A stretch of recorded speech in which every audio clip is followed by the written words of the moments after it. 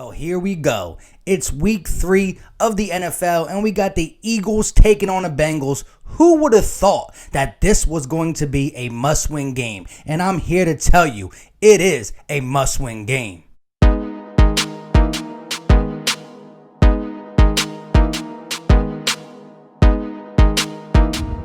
What is going on, everybody? I go by Philly Mike, and this is the Philly Talk Podcast. If you are new to the channel and love talking Philly sports every single day, go right ahead and hit that subscribe button and make sure you turn on post notifications so you know when I go live or drop some content.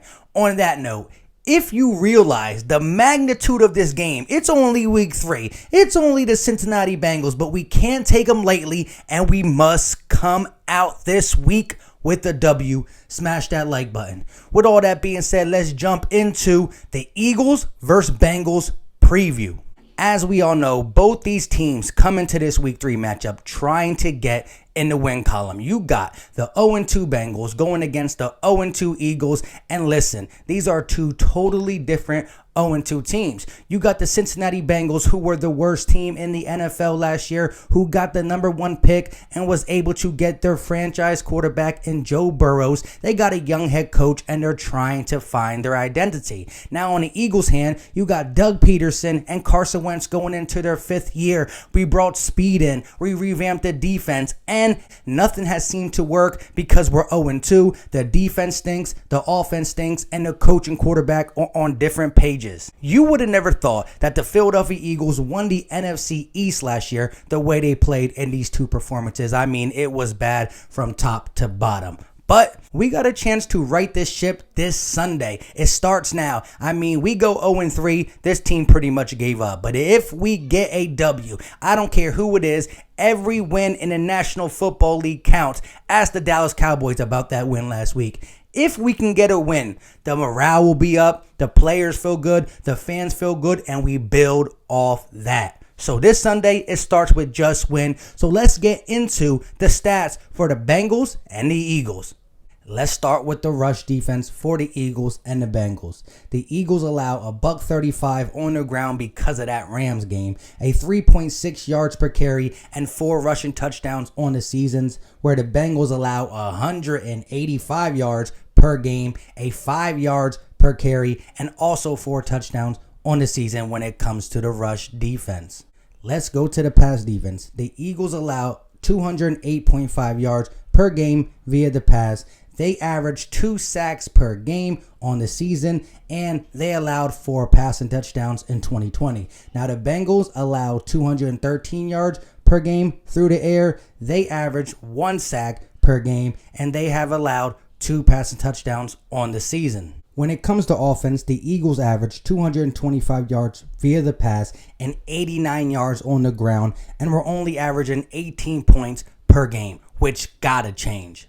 As for the Bengals, they averaged 229 yards via the pass per game, 95 yards on the ground rushing, and 21.5 points per game. When you look at these stats this early in the season, it's not a great measurable because it's only a 2-game sample size. However, back in 2019, the Bengals couldn't stop the run as well, and it comes into this season being the same thing, especially their defense taking a hit of losing Geno Atkins, and Trey Waynes, the big offseason signing, never played yet and won't play against the Eagles. Now, before I get into the things the Eagles need to do to get this win, I want to go over some film of Joe Burrow and the Cincinnati Bengals offense. Roll the tape.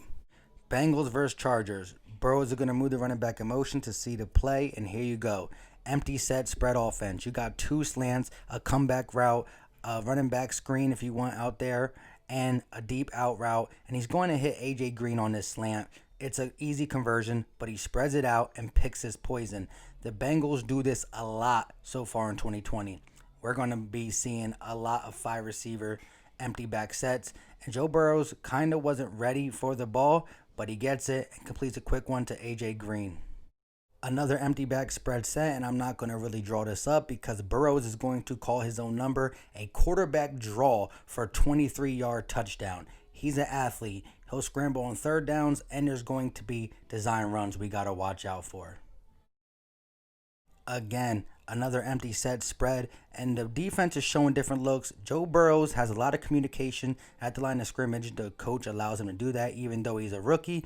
But here you got a bunch of comeback routes, a comeback route on the outsides and one in the middle. But the two receivers going up this seam go vertical, and it puts pressure on that one safety back there. He has to make a decision. You get the guy up the seam to the left or to the right, and Joe Burrow is going to miss A.J. Green wide open for an easy touchdown. We can't allow this to be open if he hits it or not, because this was one pass he wants back. Now this is against the Browns. I'm showing you this empty back set formation because I don't know how the Eagles are going to play against it. It's going to be tough. But again, communication at the line.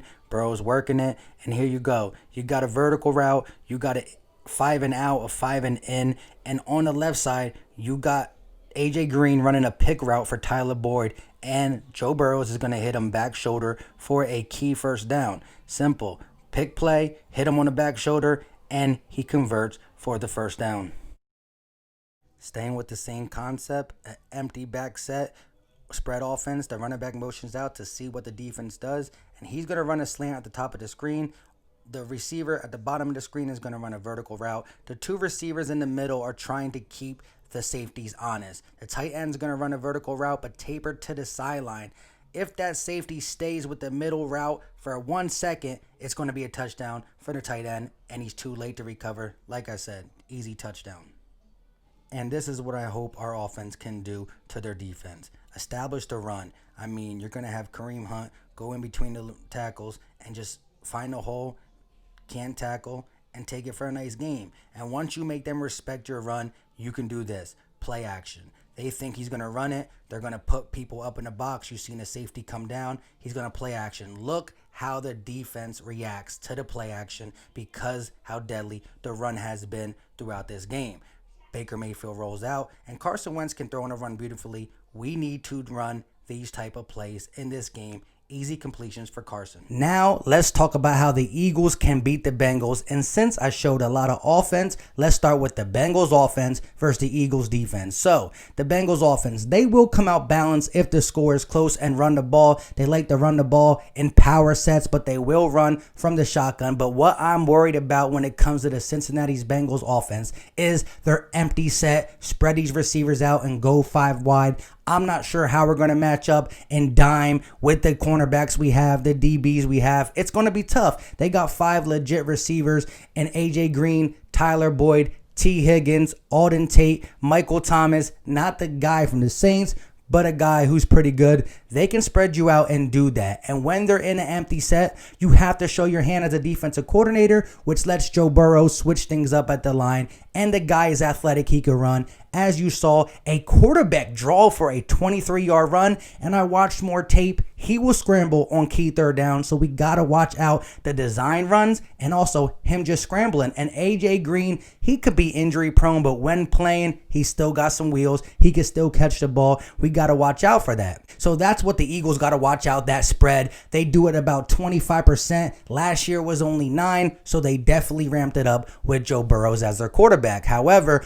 on crucial third downs when they get in third and long, Joe Burrow, because he's able to run and scramble, likes to hold the ball in the hand. So this is a game our defensive line can hit home. Now, it's not going to be every play because Joe Burrow will do some quick timing passes to A.J. Green and Tyler Boyd, but there is going to be time where he holds the ball, and that's how we got to hit home. I know everybody's yelling at this D-line, and I'm concerned myself. However, in the first 2 weeks, it's been quick.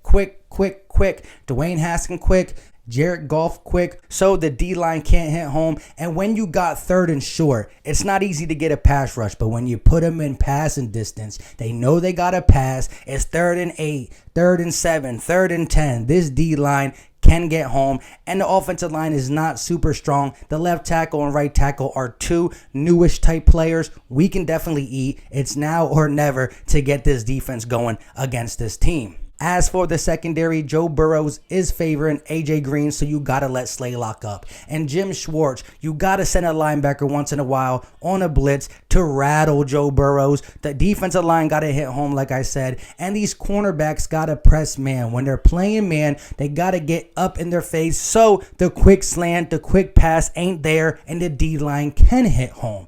That's as simple as that. I am, like I said, going to be worried about that spread empty set, but I believe they're going to try to establish the run as well. And yes, the Eagles led a lot of yards to the Rams when it came to the run. A couple big ones. Henderson got going. But a lot of times the yards came from their wide receiver reverses, which I don't think the Bengals are going to do. I believe they had 60 to 70 yards on just wide receiver reverses. It's crazy. But you will see some motion because that, again, lets Joe Burrow know, oh, they're playing man. Oh, they're playing zone. We got to be ready for it. And we can't have a bad game plan. That's talking to Jim Schwartz. Now, to flip it over to the Eagles offense versus the Bengals defense, like I said, they allow 185 yards. I know we're only averaging 89 yards because the Washington game was pathetic when it came to the run game. But Miles Sanders, 20 carries his first game back, and he ran the ball well. When the opportunity presented itself, he did fumble, but that's not like him.